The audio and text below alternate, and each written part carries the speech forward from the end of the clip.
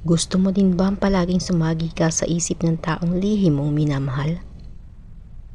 Oo, mahirap para sa atin magtapat ng pag-ibig sa isang tao, lalo na kung may kailapan ito at may pagkasuplada o suplado. Lalo na sa ating mga kababaihan, di ba?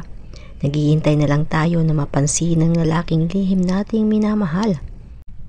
Mahirap, masakit, lalo na kapag nakikita natin silang nakikipag-usap sa ibang babae o nakikipagharutan. Yung halos sasabog na ang dibdib mo pero wala kang magagawa dahil wala naman kayo. Hanggang ganyan ka na lang ba?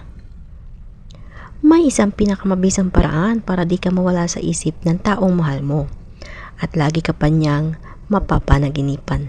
Handa na ba kayong malaman? Well, anyway, kung bago ka pa lamang dito sa aking channel, ay huwag mo na kalimutan mag-like, i-share mo na din at subscribe. Thank you. Gamit lamang ang picture ng taong lihim mo minamahal bago ka matulog. Make sure po na walang ibang makakakita sa iyo upang maging mabisa ito at makapag-concentrate ka sa ginagawa mo. Kailangan kasi ang concentration dito para mas maging positive ang resulta. Gawin ito bago matulog. Kunin ang kanyang larawan.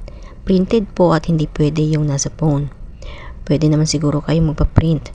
Itapat lang ito sa inyong dibdib. Sabihin ang kanyang pangalan at pagkatapos ay sabihin ito. Ang pag-ibig ko sa iyo ay labis, walang kapares. Kaya naman bilang balik, di ako mawawaglit sa iyong isip. Sabihin ito ng 7 beses. Sa pamamagitan nito ay kapag lagi nababanggit ang pangalan niya, ay hindi siya mapapakali. Makakaramdam siya ng pagkabalisa hanggang sa pumasok ka sa isip niya. Bigla ka niyang maaalala at hindi ka mawawala sa isip niya hanggang sa kanyang pagtulog ay mapapanaginipan ka pa.